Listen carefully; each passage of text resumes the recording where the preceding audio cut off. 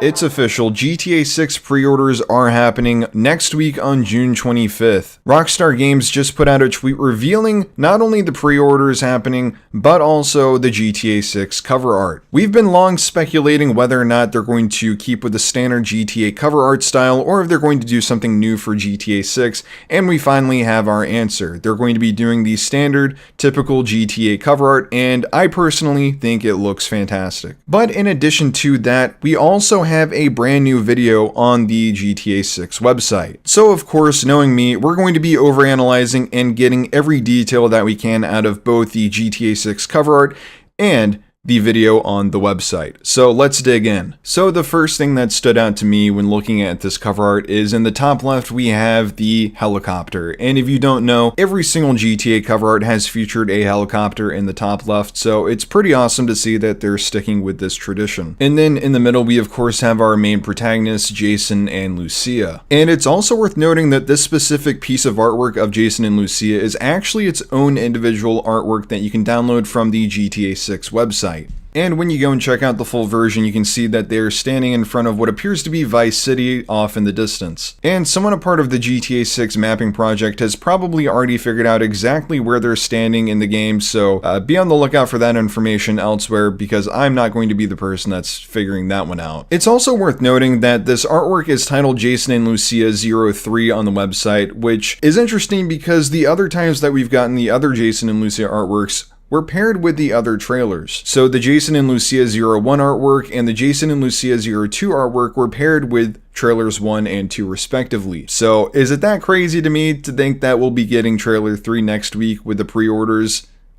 I think it's not that crazy. But anyway, that's speculation for another time, I suppose. Back to the cover art. In the top right corner, we have a man doing a wheelie on a motorcycle with a police officer chasing him right beside him. And similarly to the helicopter in the top left corner, this is also notable because ever since Vice City, with the exception of San Andreas, we have had someone riding a motorcycle in this top right slot. And we can also confirm that this scene is taking place in Vice City because of the police car. This police car design is the one that is used in Vice City, and we've seen this design elsewhere in the trailers and screenshots, so we can confirm that this is the Vice City police car. Moving to the middle on the left side, we have our cover girl for GTA 6, and this is yet another thing that is pretty standard with the GTA covers, dating back to Vice City. She appears to be wearing a cropped jersey of the Vice City Manatees, and we saw a full version of this jersey back in trailer 2 when 𝙁𝙧𝙚 was wearing it in one of the scenes with Jason. And of course, the Vice City Manatees are a parody of the Miami Dolphins in real life. And now that this is the second time that someone is wearing the Vice City Manatees jersey, I'm curious to see what other ways they'll show up in the game once it's finally out. I think it would be pretty cool and immersive in the game if you could walk by a bar and see a TV playing a game for the Vice City Manatees. Now, I highly doubt that Rockstar will actually allow you to go and attend one of the Vice City Manatee games, but even the small things like seeing a little bit of it on the TV as you walk by outside would be pretty cool detail to see. In her hand, she is holding a can of 𝙁, which appears to be a parody of White Claw. And we have actually already seen 𝙁 in trailer 1 at the end when Jason and Lucia kick in the door of the gas station that they're robbing. You can see it being advertised on the door right here. And if we look into the background, we can see that she seems to be standing in or nearby a pool. And it also seems like this pool is connected to the back of a hotel. And then on the middle right, we have Booby Ike, who we are already familiar with from the stuff that we got after the trailer 2 drop on the website with all the screenshots and the character bios. And in this image, he seems to be wearing the same exact outfit that he was wearing in the key art of him that we got on the website with his character bio, or at least the jacket and the chains around his neck are the same. So this appears to be possibly his iconic look. Maybe he just loves wearing this jacket and those chains. And I can't blame him, they look pretty cool. Moving to the bottom and final row, in the bottom left we have a car on what is clearly Ocean Drive in the background. In the background, we specifically can see the Boardwalk Hotel sign, and we've already seen this building a couple times already. We've seen it in trailer 1, we've seen it in the screenshot of Jason, and we've also seen it in the video of Lucia sticking her head out of the car. And I'm not the greatest at IDing cars, and also not the greatest at pronouncing things, so I might be getting this wrong, but I do believe that this is a Pegassi sports car. And if this is the case, we have already seen this vehicle in the second trailer for GTA 6. And in the bottom middle, we have 𝙁𝙪𝙣𝙚 standing in front of the Sin Frontera National Bank building. We can see Jason and Lucia robbing the bank in the second trailer, and we can also see 𝙁𝙪𝙣𝙚 participating in what we can assume is the same bank heist in his own video from the website. And this art here seems to be taken directly from said video. I have a feeling that this bank heist is going to be one of the first big jobs that we get to do in the game, but you know, we'll have to just wait and see. And in our final image on the bottom right, we have a boat gliding across the waters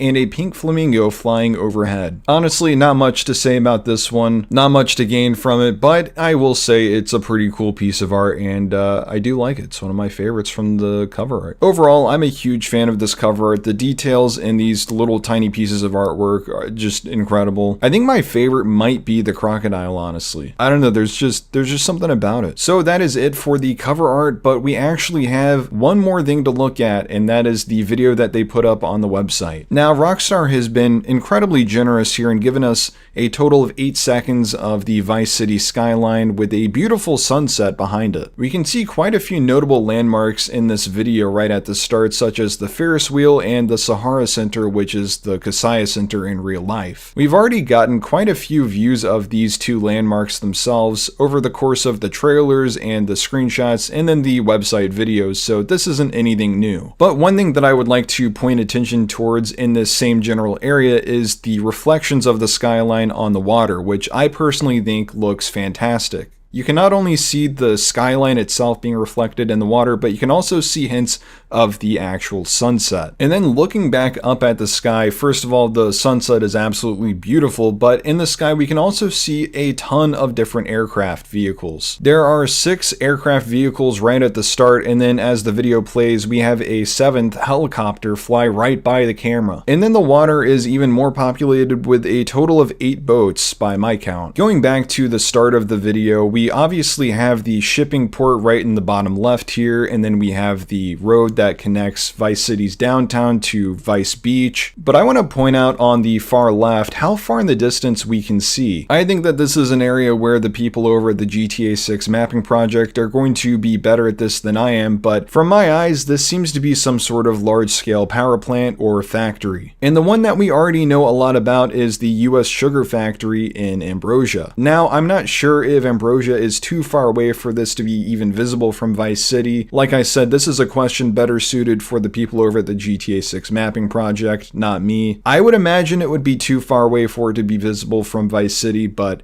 I have no idea. And then if we look on the right side of the skyline, it seems like we have some terrain variation visible way off in the distance here. And I would think that Mount Caliga is way too far away on the map for it to be visible in any capacity from Vice City, but maybe this is the first part of the terrain variation and the terrain change as you get closer to Mount Caliga. But yeah, this is going to be yet another thing that the GTA 6 mapping community will have to answer for us. Moving our attention back to the foreground and specifically over to the port, we can see that there is a cruise ship docked here. It seems to be docked in relatively the same spot that we could see it docked in this Vice City screenshot that we got with trailer 2's drop. So it has me a little curious as to whether or not this cruise ship is going to be a real living part of the world, or if it's just going to be a static thing that permanently lives in this one location on the map. It's also possible that Rockstar is purposefully showing us this location in kind of the same state that it was in this screenshot because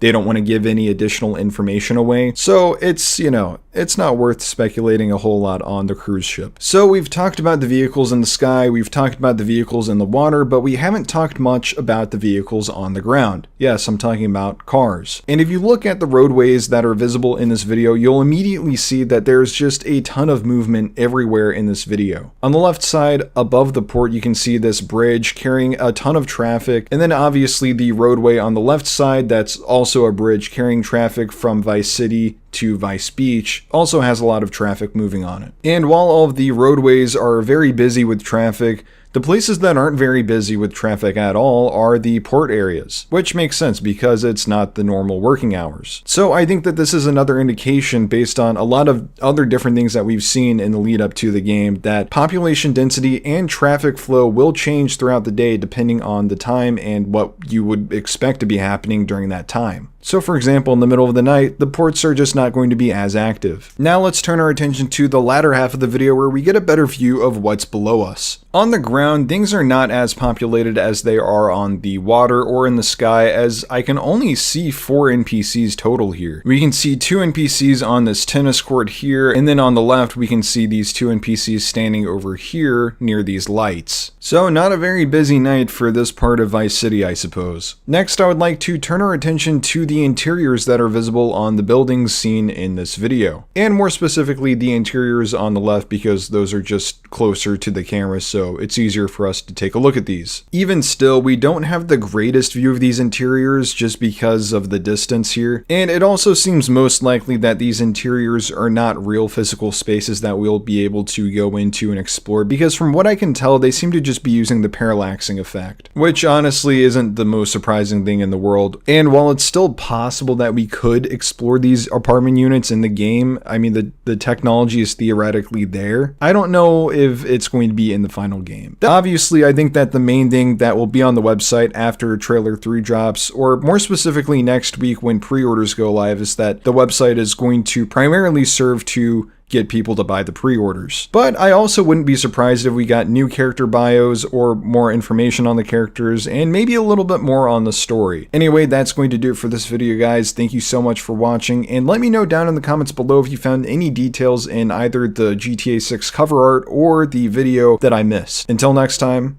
goodbye.